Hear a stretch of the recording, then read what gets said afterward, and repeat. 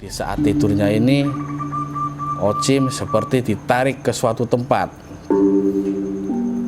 Daerah itu seperti pegunungan yang di sekitarnya terdapat perkebunan, sawah, dan jalan. Kemudian Ocim berjalan menyusuri jalan itu yang sangat sepi. Tidak ada satupun orang yang melintas. Seketika itu juga Ocim seperti ditarik ke sebuah tempat yang ternyata tempat itu adalah tempat kerjanya. Di sana Ocim sempat merasa kaget karena Ocim melihat dirinya sendiri yang sedang tertidur di atas sofa. Assalamualaikum warahmatullahi wabarakatuh. Salam Rahayu. Apa kabar sedulur Gromet? Kembali lagi bersama saya Robi Panca, host Gromet Ngromyah Medeni.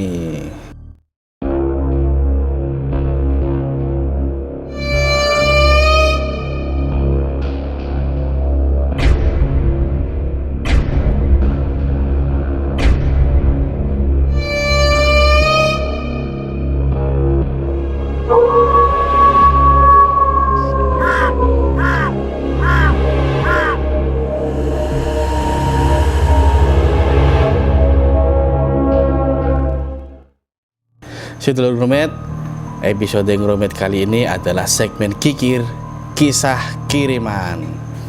Oke, sebelum saya membacakan kisah kiriman dari sedulur Gromet, saya ingin mengucapkan terima kasih kepada sedulur semuanya yang sudah menyaksikan video-video kita.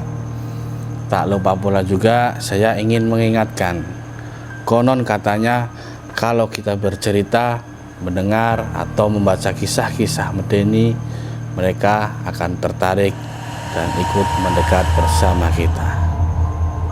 Oke sedulur Gromet, sudah ada beberapa kisah kiriman yang dikirim oleh sedulur Gromet ke email kami. Nanti akan saya bacakan salah satu emailnya. Namun sebelum saya membacakan kisah kiriman dari sedulur Gromet, jangan lupa untuk like, comment, share, dan subscribe channel ini.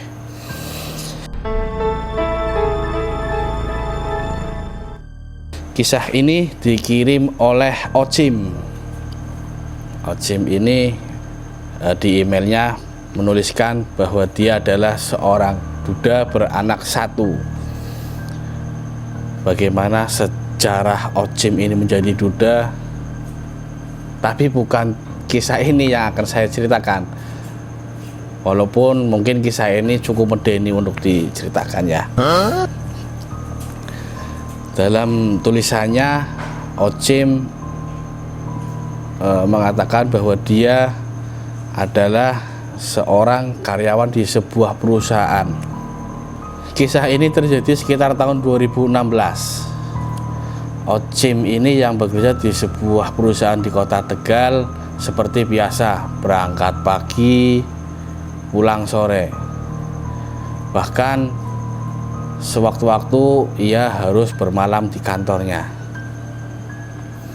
Suatu hari karena padatnya pekerjaan, Ocim ini harus pulang larut malam. Karena hari telah larut, Ocim memutuskan untuk menginap di kantornya. Kebiasaan Ocim tidur di kantor, ia akan tidur di sofa dan akan memutar lagu-lagu yang bernuansa religi. Sambil berbaring di atas sofa dan mendengarkan lagu-lagu religi, Ocim pun perlahan-lahan mulai tertidur. Di saat tidurnya ini, Ocim seperti ditarik ke suatu tempat. Daerah itu seperti pegunungan yang di sekitarnya terdapat perkebunan, sawah, dan jalan.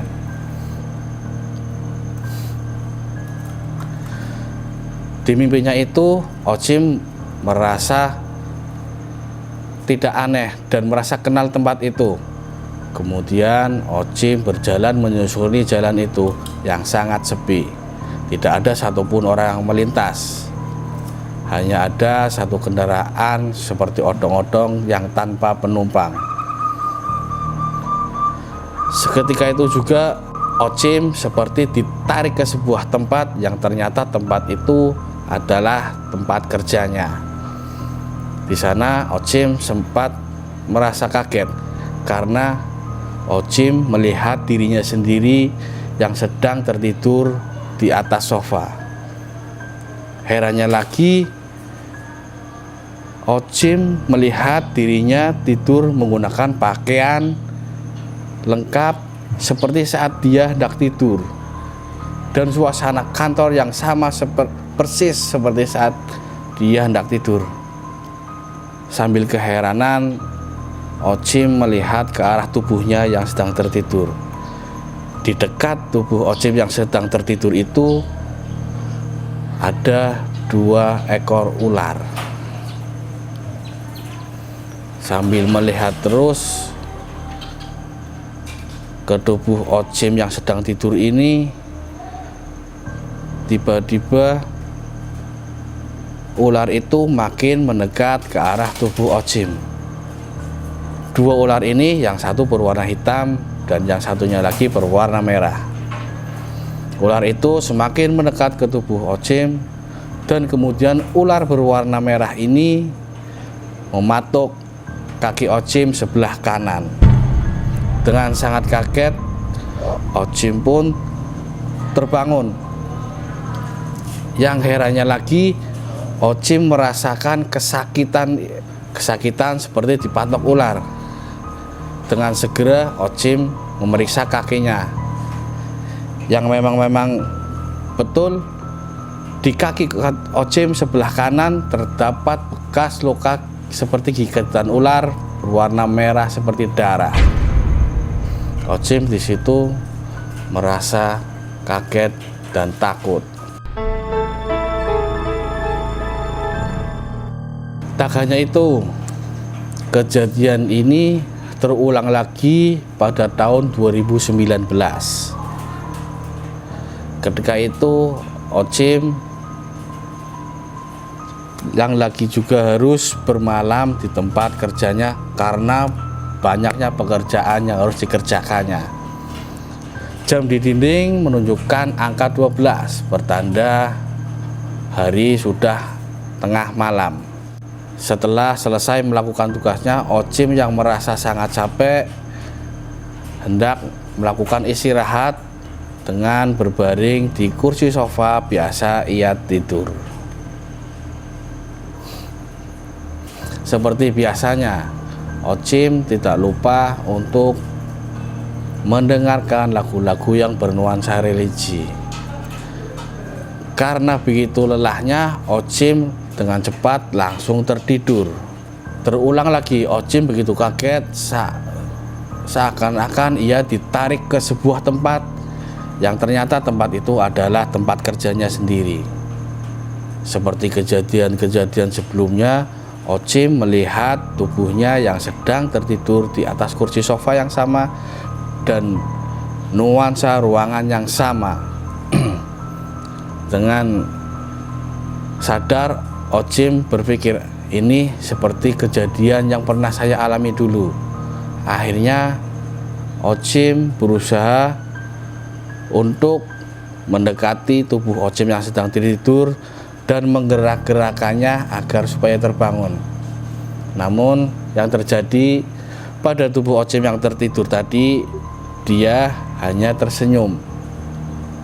Kejadian itu diulangi beberapa kali oleh Ocim dengan menggerak-gerakkan tubuhnya agar terbangun. Namun tubuh Ocim yang sedang tertidur itu hanya tersenyum lagi. Sadar pada saat itu Ocim belum melaksanakan sholat Isya. Akhirnya Ocim yang berada di alam mimpi ini berniat melakukan sholat Isya. Kemudian dia menuju sebuah ruangan musola di dekat tempatnya tertidur. Dari dalam musola dia masih bisa melihat ke dalam luar di mana Ocim sedang tertidur di atas sofa. Ocim yang sedang berada di dalam musola masih melihat Ocim dengan tersenyum. Tak lama kemudian, Dengan kaget, Ocim terbangun dari tidurnya dan dia langsung bergegas melihat ke arah musola dan ternyata tidak ada satu orang pun. Nah, cerita ini yang dibagikan oleh Ocim, yang sampai saat ini Ocim masih tidak tahu apa yang dialaminya. Wallahu alam bisawab. Oke, sedulur Romet, demikian tadi cerita kiriman dari Ocim dari Kota Tegal. Bagi sedulur Romet yang ingin berbagi kisah medeninya di sini dengan cara bercerita langsung di sini atau mengirimkan kisah medeninya, silahkan tulis di kolom komentar atau kirim email di bawah ini. Sampai bertemu di episode selanjutnya. Kami pamit undur diri. Wassalamualaikum warahmatullahi wabarakatuh. Salam Rahayu.